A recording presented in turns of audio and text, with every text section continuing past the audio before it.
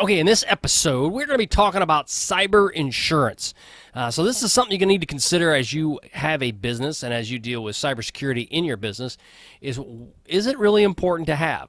Now, I'm going to talk about some of the key points to consider as you're looking at cyber insurance for your business, but also something you need to consider as well is that as we get more and more companies are getting this cyber insurance, it's going to be a little bit more of a challenge with these insurance companies because in the past they've been making money hand over fist in this space, and so now it's looking like, well, there's more claims that are happening, so they're going to get a little tighter on what they do. It's kind of what I'm getting from a sense of what I'm seeing in the market.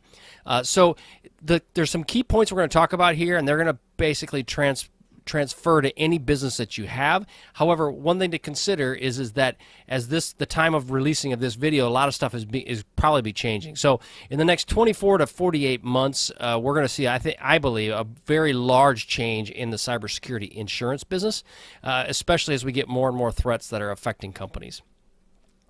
So bottom line disclaimer, you got to have it. I mean this in the fact that most people say, well, yeah, I got to have insurance. But in the case of companies, sometimes companies don't want to have cyber insurance within their company because they think it's not necessary. But in today's world, when your systems are interconnected, it's really something you have to consider getting for your business, because one breach, and if you don't have this at a minimum, it's almost an entry stakes. I mean, if you're playing this poker game, right? But in so many cases, you get one bad breach and you're out of business. So you may work your whole life to have a business, and in just a short period of time, it's gone. So consider having cybersecurity insurance as we go through these things. Now, what is the definition of it? Insurance product used to protect businesses and individual users from internet-based risks, and more generally from risks relating to information, technology, infrastructure, and activities. Lots of big words, really confusing. Yeah. Basically, it's designed that it's to protect you from internet-based stuff. So somebody clicking on a link, somebody getting access to your system, they pilfering all of your data and shipping it all out to wherever, right? So basically when this began is back in the 1990s, and they talked about digital cash, and realistically it remained a niche until about 2005. And now as we've been getting more and more audits, or I should say more regulatory requirements around this, it's becoming a bigger and bigger issue. And if a business is smart, they use, from mitigating risk, what you typically will look at is, do I have protections in place to mitigate the risk, or do I transfer the risk? And in this case here, you would transfer the risk, and they're using an insurance product to do that. So you have a couple different kinds of risks. You have a first-party risk, which is basically loss or damage of your own specific data. A data center melts down, a hacker gets in, whatever it might be, but that's first-party risk. If it's just your data, then I guess that's good, right? So then you just lose your data, not somebody else's, but you still lost your data. So the insurance is to help mitigate that issue. There's also built into these insurance, if you have incident response process and so forth, is built into this as well. Now, I have that bullet down there where you talk about it's kind of rare, right? So if you have a business, it's extremely rare that your business is only your data. In many, many cases, you have other kinds of business data that may not be yours. It may be a vendor's, it could be your customers, but in reality, it's very rare that it's just your data specifically, just for your company. You make widget, and widget produces, or you make this manufacturing, and you create this thing, and it has all this data, and it pops out a widget. Okay, when this widget, you're going, oh, all right, I'm good. If you don't have any other data in there, so you got no vendors plugging in, you got no customer data in there, it's just you from beginning to end, then that's first-party risk, and you're good to go. It gets breached, melts down, well, you're out of luck, but hey, it's not affecting other people. However, you got third-party risk, which is liability to clients, government, or regulatory entities. In their example, and this I have, is SAP was hacked. I've seen in situations where the SAP was hacked, and if that gets hacked, you now have gobs of data in SAP, because what is SAP? SAP is basically the brains of your system, and they call it ERP, which I don't remember what the acronym means. Yeah, employee resource, I don't know, it's ERP. But bottom line is, it's the brains that has all of your stuff. So if you have customer data in there, you got shipping data in there, you've got intellectual property data, it's it. That gets hacked, you got all kinds of issues, right? So what most cyber policies offer a combination of traditional liability coverage, somebody runs into you, right? And they have cybersecurity coverage as well. So you have all of these things that are built into this. Now, there's also privacy liability coverage. Now, this thing here is when you have your data and it's, you say, for instance, it kind of falls into the HIPAA aspects of it as well.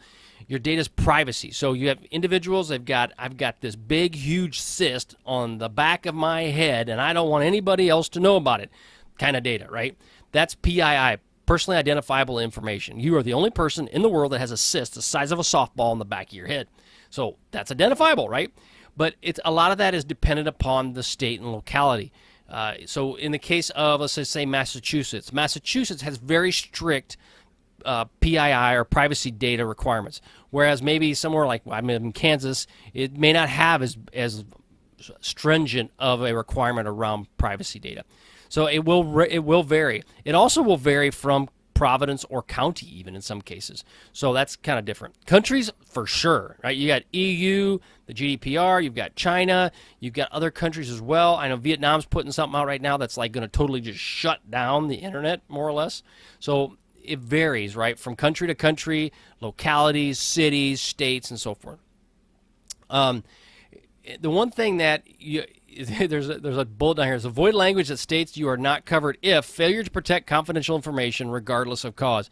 You want to avoid that kind of language because bottom line is that says right then and there is that if you failure to protect any confidential information regardless of the cause, you ain't getting paid. So avoid those kind of languages if you see that in your contracts. Regulatory actions. Now, these regulatory actions, sometimes the policies will cover that. There's variances will run between different regulatory requirements from one to the next, and this can get really expensive as well. So some policies may require a formal suit to be filed before they'll even cover it. So let's just say you get hacked and you go, and you got government data in there. Hopefully it's not state secrets, right? But you got government data in there. And what'll end up happening is but the policy, you say, yeah, you're covered for that, but they won't go ahead and pay until it's actually a formal suit has been filed for the coverage, right? And there are some civil fines and penalties can be included in the coverage of some of these policies, but they have certain cap limits on how much they're going to be willing to pay as well. So you have different regulatory requirements. So let's just go for an example, the FEC or the SEC, so the Security and Exchange Commission. So the SEC can go ahead and fine you for something, let's say if you're financial, right? But then also dependent upon how the data was transferred, the FEC, I think it's FEC, Federal Communication, those people, communication people, FFs, too many acronyms, but basically, you know what I'm getting at. You can have multiple government entities can actually sue you for the same thing. So that's something else to consider, right? But being mindful if the insurance company seeks to exclude this coverage. So if they look to exclude the penalties and fines, keep that in mind, especially if you are dealing with a government agency. So something to consider on that. Notification costs. Now, there's costs associated when you notify people. So you've been breached. You got to go send out press releases. You got to email the customers. You got to let everybody know. You got to have a call center set up so if people call in and they can actually have it resolved, you got to pay for that. So all of that, public relations, phone banks, advertising, you name it, it's all got to be there for someone that gets breached. And those are notification costs. So why is this an important situation? Cybersecurity is becoming a priority for many third parties, and they have riders that are becoming a requirement on many new contracts that are being set up. So unless your company is self-insured and you don't have to worry about it, these are some things you're going to have to deal with. An example we've got is a Target breach. Now, when Target, the company that has all the clothes and the food and all that kind of stuff, the Target brand with the big red bullseye and the cute little white dog thing, when their breach occurred, there was almost $800 million when it's all said and done is what it cost. And that includes what was lost in revenue, what was cost to remediate, what was cost in reputational issues. But they're saying in excess of $800 million is what cost the company. That's $1 billion almost. So, I mean, it's huge. So the key thing is you need to consider cybersecurity insurance, especially if you're a small to medium-sized business, because in reality, you can't absorb that. A big Target, they can absorb it, but even $1 billion, that's a lot to absorb by a big company. So something to consider around that. So as I finish this up, one of the things to consider is that you need to really consider the possibility to help you reduce the to judgment if breached. So in the case of cybersecurity insurance, so let's just say you go out and you do something and you have your network in place and you don't do a good job of securing your network. Well, what's going to happen is now the judge is going to come back after you. Now, if you've done the things you should do, you still have cybersecurity insurance, that's going to help you. And in many cases, the insurance companies are going to require you to do some level of security assessment to prove that you have a solid secure network. They may even ask you that. Depends on how much insurance you're going to get. But the other thing is that if you go to a judge, and let's just say it's a wrongful negligence suit, right? So you did something you shouldn't be doing, and they're coming after your business for the money. Well, if they see, and you go talk to the judge, and you're going through all of these things with the court, and you say, well, you know what, I've done this securities thing, I've got this in place, I've got these protections in place, I've got all these policies in place, and on top of that, I have a cybersecurity insurance to help in the event that there's things that I may have missed. That's going to go much better for you, potentially, than just going, well, I don't know, I ain't paying attention to it. No big deal, right? Okay, I don't have much for security, don't have a breach response plan, and I don't have any cybersecurity insurance, so yeah, so what, right? That probably won't go well. So not that even having all of those things will go well, you never know. But bottom line is the courts want to know that you have done your due diligence and you've done everything in your power to secure and protect that data. That's what it comes down to. And having a cybersecurity policy is another step that you can do to prove that you value your customers' data and you value other people's data to protect it.